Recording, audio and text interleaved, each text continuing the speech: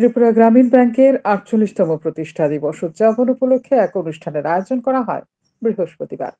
আগরতলার সুকান্ত একাডেমিতে আয়োজিত এই অনুষ্ঠানে উপস্থিত ছিলেন রাজ্যের কৃষি ও কৃষক কল্যাণ দপ্তরের মন্ত্রী রতনলাল নাথ। তিনি এই অনুষ্ঠানের আনুষ্ঠানিক সূচনা করেন। এছাড়া উপস্থিত ছিলেন আগরতলা পুর নিগমের মেয়র দীপক মজুমদার, ত্রিপুরা গ্রামীণ ব্যাংকের চেয়ারম্যান সত্যেন্দ্র সিং সহ আরো অনেকেই। বক্তব্য রাখতে গিয়ে রাজ্যের কৃষি ও কৃষক কল্যাণ দপ্তরের মন্ত্রী রতনলাল নাথ জানান, গ্রামীণ ব্যাংক সকলের ব্যাংক।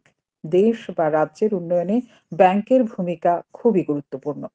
ত্রিপুরা রাজ্যেও উল্লেখযোগ্য ভূমিকা পালন করছে গ্রামীণ ব্যাংক। দেশের প্রধানমন্ত্রী চাইছে আত্মনির্ভর ভারত, স্বয়ংভর ভারত। ঠিক তেমনি ত্রিপুরা চাইছে আত্মনির্ভর ত্রিপুরা, স্বয়ংভর ত্রিপুরা। এক্ষেত্রে প্রধান ভূমিকা হচ্ছে ব্যাংকের। মাত্র ৫টি ব্যাংক দিয়ে শুরু হয়েছিল যাত্রা।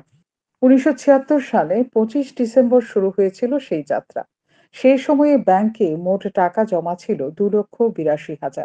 আর আজকের দিনে ব্যাংকে জমা ৮,০২২,৫৬,০০,০০০। এটা একটা বিশাল পরিবর্তন।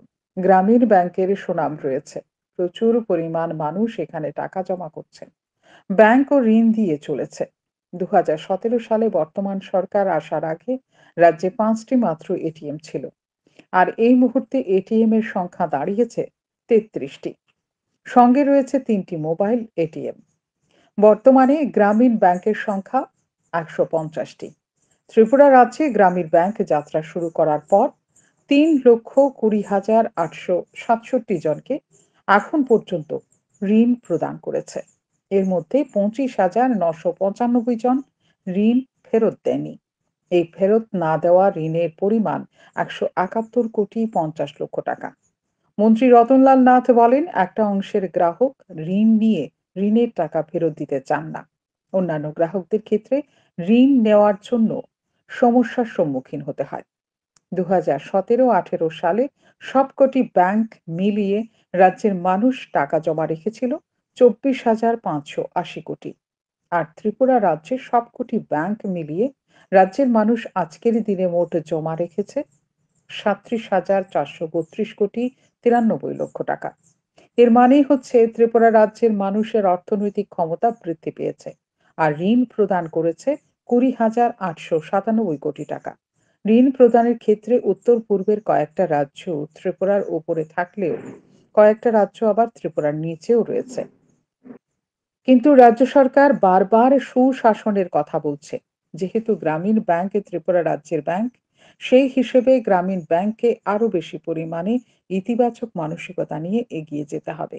কিন্তু এরপরেও বর্তমান রাজ্য সরকারের আমলে গ্রামীণ ব্যাংক সবচেয়ে বেশি পুরস্কার পেয়েছে। এই সমস্ত পুরস্কারগুলোর মধ্যে রয়েছে অ্যাওয়ার্ড অফ এক্সেলেন্স। তিনি আরো বলেন, ত্রিপুরা রাজ্যে ৮৫০ জন কর্মচারী গ্রামীণ ব্যাংকে নিযুক্ত রয়েছেন। এর মধ্যে ৮০০ জনই হচ্ছে ত্রিপুরার। এর অর্থ হচ্ছে ত্রিপুরা রাজ্যে যোগ্যতা রয়েছে। সঠিক ব্যক্তিরাই এখানে কাজ করার সুযোগ পাচ্ছেন। সেক্ষেত্রে রাজ্যের জন্য ইতিবাচক মানসিকতা নিয়েই কাজ করতে হবে বলে অভিমত ব্যক্ত করেন মন্ত্রী রতনলাল নাথ।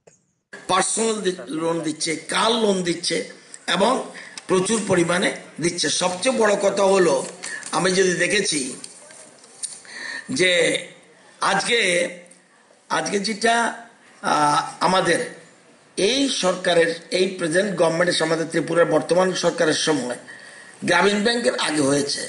গ্রামীণ ব্যাংক কি এই 5 বছরে যতগুলি অ্যাওয়ার্ড পেয়েছে আপনারা তো জানেনই, কিন্তু গ্রাহকরা অনেকে নাও জানতে পারে। অ্যাওয়ার্ড ফর পার এক্সেলেন্স 9 মে 2022। আমি কেন বলছি, এই গভর্নমেন্ট, এই যে বলছে প্রতি ঘরে সুশাসন, অর্থাৎ এই 5 বছরে যতগুলি অ্যাওয়ার্ড পেয়েছে সবগুলি পেয়েছে ডিউরিং আওয়ার 5 ইয়ার্স। শান্তন টিভি।